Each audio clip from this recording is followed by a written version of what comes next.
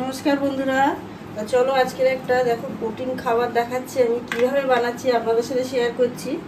আর এগুলো খুবই ভালো, সপ্তাহে একদিন খাওয়া খুবই উপকার। দেখো আমি এখানে কাবলি ছোলা আর ছোলা ভিজিয়ে রেখেছিলাম 2 থেকে আড়াই ঘন্টা, বেশিক্ষণ ভিজাতে হবে না।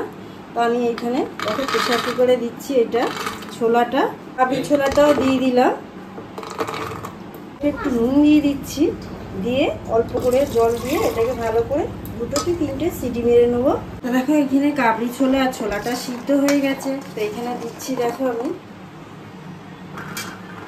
2 রকম ছোলা পুরো অ্যাড করে নিয়েছি সব।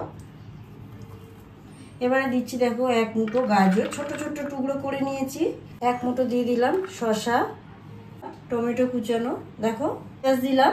পেঁয়াজটা দিলে কি হয়, টেস্টটা খুব ভালো আসে। ধনে পাতাটা অবশ্যই গরম জলে ধুয়ে নেবে।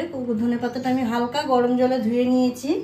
দিলাম 1 মুঠ চিনেবাদাম, মুঠ ছোলা, ভাজা ছোলা।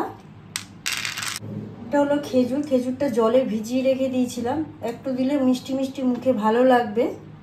কয়েকটা কিশমিশ, আর এখানে দিলাম কাঁচা লঙ্কা। এখানে দেখো ছানাটা আমি ঘরে কেটেছি। এখানে আপনারা পনির ব্যবহার করতে পারো, কিন্তু ছানাটাকে ভালো করে ছাঁকনিতে রেখে অনেকক্ষণ ধরে এটাকে চিপে চিপে জলটা ফেললে তারপর পিস পিস করে কেটে নেবো।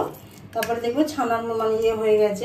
অল্প একটু চাট মশলা, দেখো এটা শুধু জিরে এমনি খোলায় ভালো করে ভেজে নিয়েছি গন্ধটা খুব সুন্দর হওয়ার জন্যে।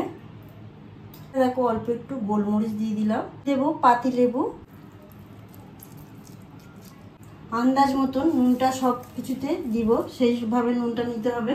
ভালো করে দেখো মাখিয়ে নিচ্ছি এই থালার মধ্যে। সব উপকরণ তো বাড়িতেই থাকে, অবশ্যই বানিয়ে দেখুন। আর দেখে যদি ভালো লাগে চ্যানেলটাকে সাবস্ক্রাইব করবে, লাইক করবে, কমেন্ট করতে ভুলবেন না।